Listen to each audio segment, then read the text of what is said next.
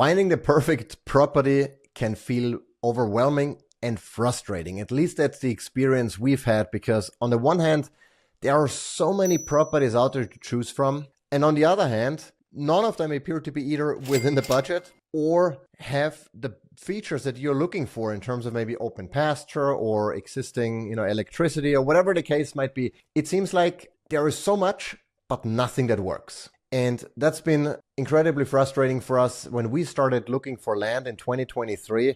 But as part of that process, as part of that frustration, we developed a plan and a methodology by using specific tools, by organizing the way we approached our search, by using county maps, etc., to simplify the process and ultimately narrow down our options and find exactly what we were looking for. So in this video, I'll walk you through how we approached the search for land that ended up in us then purchasing 45 acres in 2023, which is going to be our future homestead. We are super excited about it. We're currently in the process of building, or at least we're in the final stages of working with the architect to come up with the drawing so we can break ground in a couple of months. Super exciting. But again, in this video, I'm going to share with you the process, how we've done it, how we found our perfect property, if there is such a thing as perfect, without breaking the bank. And number one is we carefully thought about what are our goals? What are we trying to accomplish? And for us, it was,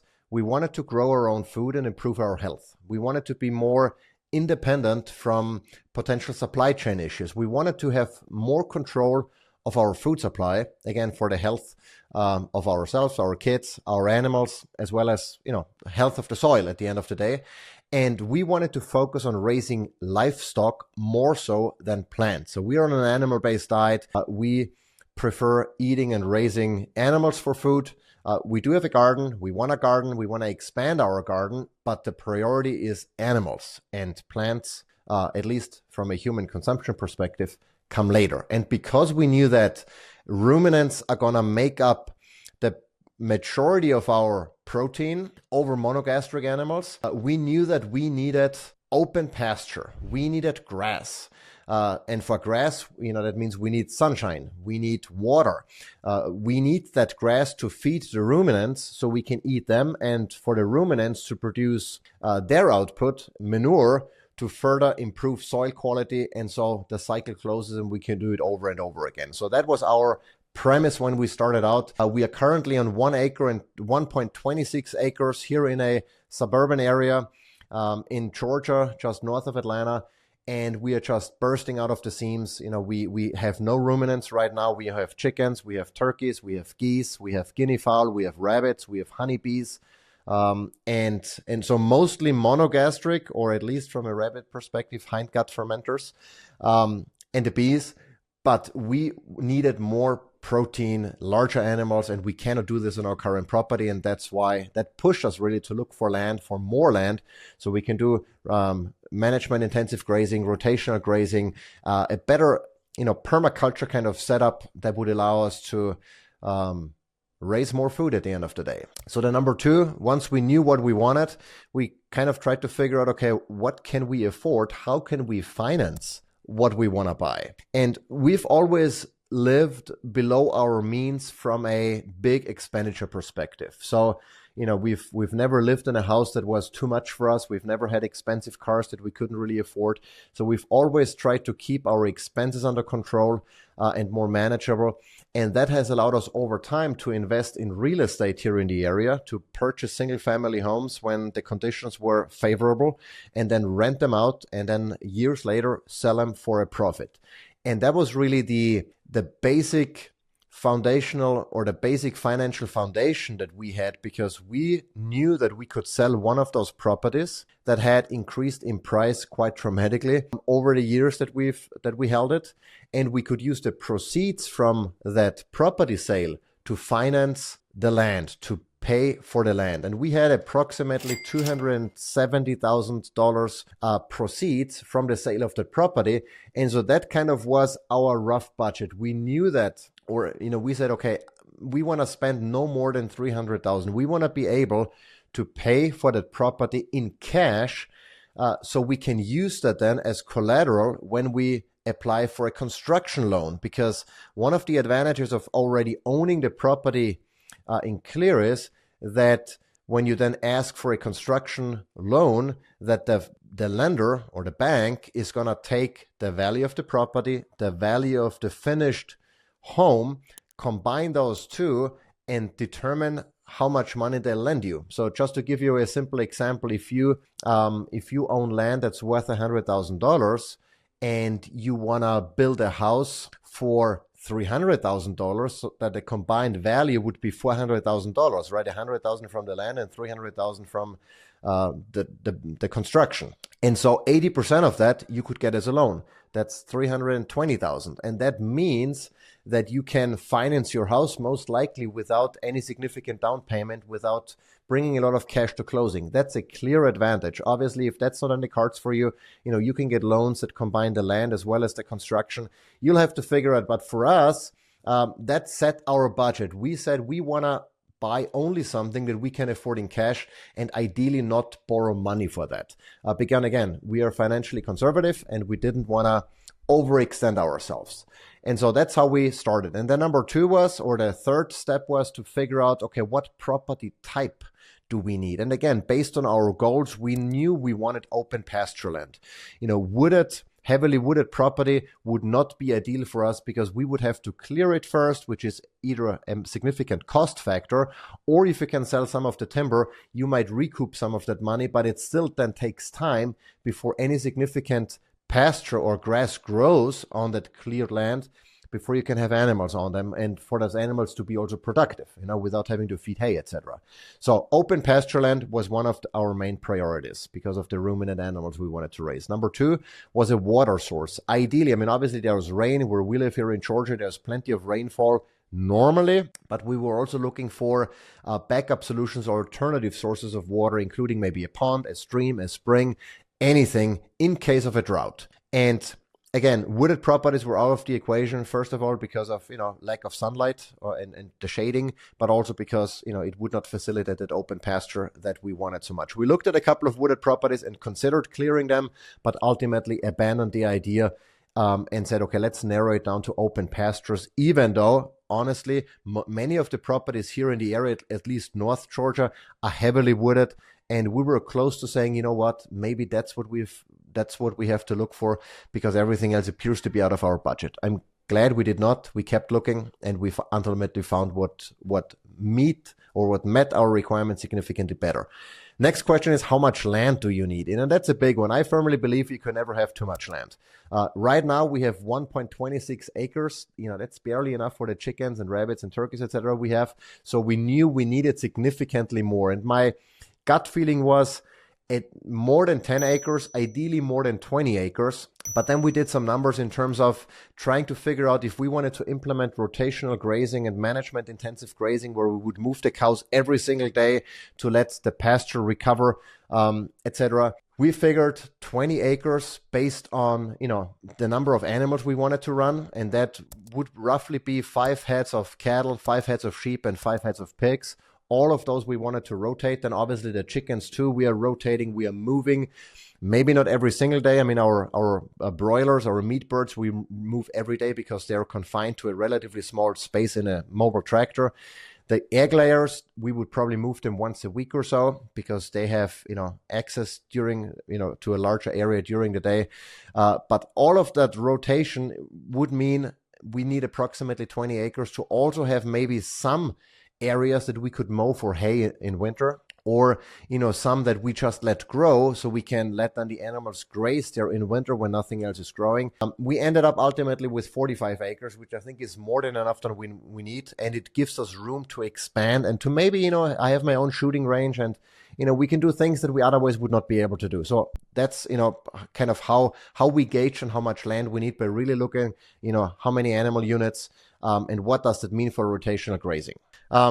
Location. That's a big one. In real estate, location. And, we would have loved, especially my wife, if we could have found 45 acres right here where we live, or at least within an hour driving distance. But we found quickly that is impossible. If with our budget, we would probably be able to to purchase a quarter of an acre here where we live, because it's gotten so incredibly expensive, and it's mostly horse pastures here, and a lot of affluent people who have enough money and, you know, want to live the farm kind of lifestyle without doing any farming. But that's a different story. So we had to expand. And what we did is to kind of figure out, okay, where do we go? What is an area we could envision living? What I did is I got a list of all the counties in our state, because maybe that's one thing I should mention up front as well. We considered moving to another state just based on our requirements, like homeschooling laws, you know, raw dairy laws, gun laws, and all of the things that are important to us. And we ultimately decided that Georgia is a good spot to be. You know, we have a great airport where we can get anywhere directly for the most part. You know, my wife's Costa Rican, my family is, where I'm Austrian. So we have family in different locations overseas that we have to fly into or have them fly in, you know, so we don't want it to be somewhere with no airport, you know, nearby that could facilitate international travel relatively conveniently. So we decided on Georgia. But within Georgia, you know, Georgia is big. There are significant difference between North Georgia and South Georgia, and maybe East and West. And so we got a list of counties. We looked at the county map and said, okay, ideally we want to be north of Atlanta. And so we wrote down all of the counties that we would consider moving to. And that with that list of counties, we then went to landsearch.com, because in the beginning we used like Zillow and some of those residential platforms, and they were just a pain in the butt because they didn't have the filter criteria we were looking for. They were mostly geared to properties with a building, basically with a house, if you're looking for a house, you know. And we wanted a clean slate. We wanted a property without a structure on it. Maybe a barn would be fine, but no main building, definitely. We wanted to construct it from scratch based on our specifications. And so we ended up using LandSearch, because LandSearch is specifically geared towards, as the name implies, land search and not necessarily house search. And it offered a number of filter criteria, like, you know, county, etc., building on the house or building on the property or not. And we used some of those filters to narrow down what we were looking for. And we searched county by county based on the list of counties that we could envision moving to. And so for every county, we got a list of properties that we scanned through and looked at, and then tagged them or favorited them directly in LandSearch. And the ones we liked, just based on a first view, we added to a spreadsheet. And that spreadsheet was fairly extensive. We started out with just the basics, and then it grew over time, having information such as zoning restrictions, acreage, cost per acre, total price, does it have water, does it have electricity, does it have other utilities, is it on a septic already, does it have road frontage? You know, a lot of the criteria that we thought might be important for our decision making, we added as columns. And then all the properties that, you know, we had in mind or that we liked from the LandSearch, we added in the rows. And then we added notes and we shared that list, that spreadsheet ultimately with our real estate agent, who would then call and ask for even more details. And she would fill in then her notes into the spreadsheet as well. So we had a consolidated view, you know, with filters and that where we could search and rank, etc., to kind of narrow it down. And the ones we liked best, we went to. But before we did, we looked at a couple of other things that are important that we didn't think about in the beginning, but as part of our property search and some of the initial disappointments, we figured out they were important. One is obviously zoning and any other restrictions such as land conservation easements or grants. Unexpected audits or challenges, just to give you a couple of examples, we looked at properties that were zoned agriculture or for agricultural use, but that didn't allow poultry because they didn't want to have chicken houses. And we didn't intend on doing any chicken houses like a Tyson or what have you. But they just said no poultry or no roosters. I'm like, I don't want to have any restrictions. And I'm very libertarian. I want to, on my land, I want to do whatever the heck I want to and not ask someone for permission if you want to cut a tree, build a shed, or, have a rooster. And so those we excluded or throw out from the get-go. There were other where, the land was in a conservation easement where it limited what you could do with the land. That was super inexpensive. In some cases, fairly inexpensive land, fairly low property taxes, if any at all. But it doesn't really help if you cannot, use the land to produce, to create your farm and your homestead ultimately. So we had to throw those out as well. Even though in some cases you can buy the land out of that easement, that's possible. But we're like, okay, if we don't have to do that, unless there is one property that really, checks off all the marks and we absolutely love it, then we would have considered that. But there were plenty of other options, so we threw all of them out. And then one property we looked at, it was in the south of Georgia. Even though we initially wanted to be north, we noticed that it had looked like a cemetery, a small cemetery or a graveyard or whatever in the middle of the property with a pathway in that belonged to someone else. And we're like, what is this? And it turned out it had a right of way where someone had a small cemetery and basically had access to that cemetery through that path, crossing your entire property, getting right to the center. I'm like, that's first of all very odd, and second of all, I don't know that I want that, for someone to have permanent access to my land because someone is, their relative or whatever is buried there. So some of the things you really want to figure out and ask if it's not immediately evident from the listing, a real estate agent, to find out if there are any restrictions or whatsoever that would prevent you from doing what you want to do. From a tools perspective, I mentioned already, Land Search and the spreadsheet have been a great helper to kind of, reduce the noise and really help us filter out what works and what doesn't. And in addition to, those tools, we also then used, the FEMA flood map to figure out are any of the properties in a flood zone. We used base map to kind of gauge the property lines, if that was not evident from the listing or if there was no, survey or whatever available at the time, to really figure out, okay, where is the land? Where does it sit? Where are the boundaries? What does it butt up to? Is there anything maybe on the other side of the property line that you don't like? Maybe a high voltage power line or whatever the case might be. Speaking of power lines, we also did not want to have any power lines going over the property. At least nothing that would cross the property. If there is power coming to the property, that's fine. We can then, bury it, have it underground or whatever. But we didn't want to have, any, because that's again a right of way issue where then the, Georgia Power or whatever, the utility provider, has access to your land. We didn't want to do that. When visiting the property, once we narrowed it down, the ones we really like, and we decided we want to drive out to see what it looks like, we made sure we kept an eye on and monitored, the surrounding and checked the surrounding area. How does it look like getting into that area where the property was located? Are there feed stores, hospitals, grocery stores, restaurant, convenient, whatever, you might need? Are those within driving distance? How does everything look? Does it look like, it's run down and, abandoned kind of that city? Or does it look like it's thriving, it's growing? What is the vibe of that city or the area that you're in? In retrospect, I would probably get a drone and record some aerial footage to see how everything looks like from on top. We got some aerial footage for the property that we ultimately ended up buying. So that was a plus, but it really helps it and also kind of get a lay of the land and see, okay, where would the house would be? Where is the pond? Where would, our animals be, etc. It really helps you to better understand what you're dealing with. And then before we closed on the property, we also asked for, what we did is we tested the soil and the water, because the property that we ended up buying had 2 irrigation wells already on site. It also had electricity on site, which was a plus. And it was fenced in on 3 sides, using a high tensile perimeter fence, which was a plus. So, we didn't have to worry about, we could then just leverage mobile fencing infrastructure, like the one from Premier Plus, to fence off, the paddocks for our animals, but at least we knew that nothing would get out of our property and potentially cause damage. So that was a plus. But for the soil and water testing, we worked with the UGA Extension Office, from the University of Georgia, to make sure that there is nothing funky in the soil. There was no heavy pesticide or chemical use on the property. And the water is, good to drink for our animals, but also for us. We would ultimately end up with a water filtration system anyway for, our own consumption. But still, wanted to make sure that there is nothing funky, nothing unexpected that would pop up after, purchasing the property.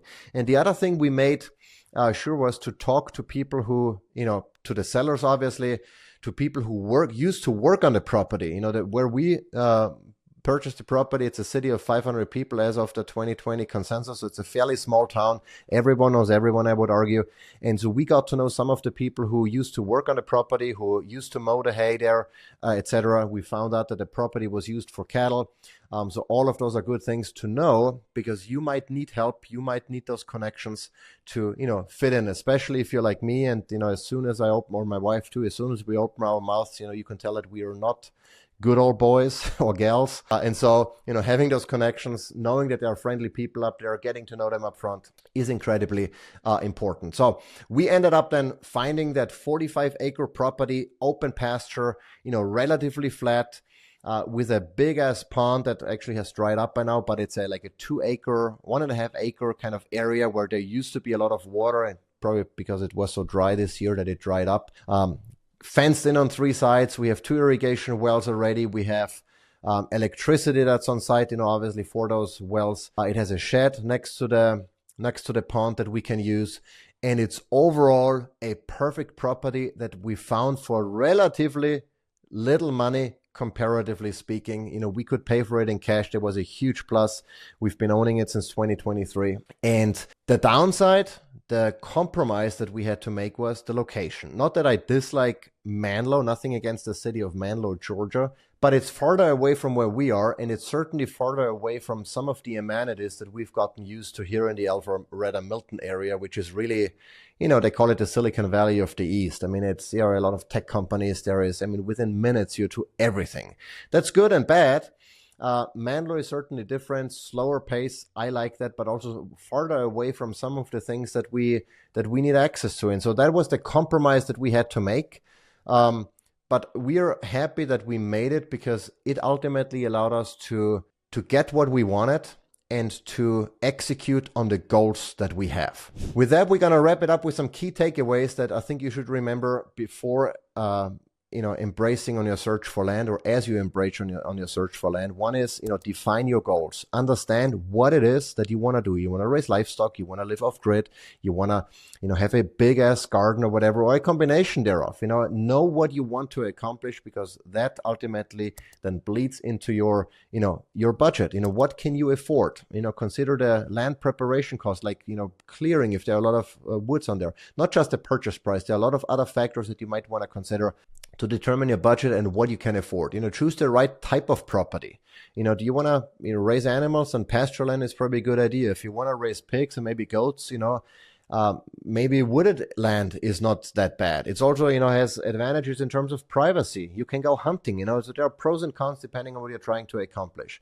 The location obviously matters. Everything is about location in real estate, but specifically proximity to feed stores, to vets, to farming friendly neighbors, to home improvement stores, to grocery stores, to restaurants, if that's your thing, to an airport, to hospitals, all of the things you kind of want to gauge up front and figure out to make sure you're not buying in a location that has nothing of what you need on a daily basis outside of your farming adventures. Research zoning and any restrictions there might be, land easements, land conservation easements, zoning restrictions, funky laws from the city or the county or the municipality. You want to find out that you can actually do what you want to do. Are there any building restrictions? Do you need to pull codes or permits before you can do what you want to do? In our Chattooga County, fortunately, where we ended up buying, has no restrictions whatsoever. The city of Manlow has no restrictions. We can pretty much do whatever we want to. I love it, because I hate someone else telling me what I cannot do on my own property. Use the right tools, come up with a spreadsheet. I'm going to link a template of what we used. Doesn't mean that you have to use exactly the same, but it kind of gives you an idea of, how you can make sense of all of the data to filter down and narrow it down so you can focus on the ones that might work for you best and kind of discard the ones quickly that are not going to work anyway. Land search, another great tool, local contacts, a good real estate agent, all of those things are important. Visit in person, obviously. A lot of the properties we looked at looked great on paper, on pictures, but then once we arrived, they're like, no, that does not work at all. Use drones if you have access to one, or a drone. Do your soil testing, your water testing if need be. Really make sure you check off all of the boxes before committing financially to something that might be difficult to back out of. Network locally, get to know the people, make sure they are, either your type of people or at least, you know, a community that you can see yourself growing into and adopting some of those, you know, cultural, social aspects, you know, that you might not be familiar with. Maybe you know, your lifestyle is entirely different than the lifestyle of those people who live in that area that you want to buy. You know, so make sure there is some sort of compatibility and willingness to adapt and to assimilate. You know, very similar to what we had to do when we came to the US first. You know, just being the Austrian or being the Costa Rican and doing everything the Austrian or Costa Rican way is likely not going to fly in the US. So you kind of have to adapt. I'm happy to report I've become a redneck, so I have that going on for me. And then compromise, you know, where needed. You know, perfect doesn't exist. So you need to focus on what truly matters and need to answer for yourself, what is a compromise I'm willing to make and that I can make that I'm going to be happy with versus one that is just not going to fly. Now, finding the right homestead property or land is tough. It can be frustrating, but if you do it right, if you use the right tools, it is certainly possible. There is still a lot of land out there. It's just about finding it and maybe being patient. Maybe the land is not for sale today, but maybe in 3 months it is. So don't just buy the first thing that pops into your feed. Just, you know, keep an open mind. Don't wait too long either, because the land that we purchased, there was actually 2 other offers on it and we outbid them, not knowing exactly how much they had bid, but we just, you know, tried to do our best and we won, fortunately, knock on wood. And so, you know, that's all. Don't wait too long, but also don't jump the gun. Give it enough time, be patient. And let me know in the comments, what has been your challenge? Have you found the perfect property? Are you in the process? Where in the process are you? I'd love to hear, so let me know in the comments. Share this video with someone who might find it useful. Like, subscribe, stick around. Until next time.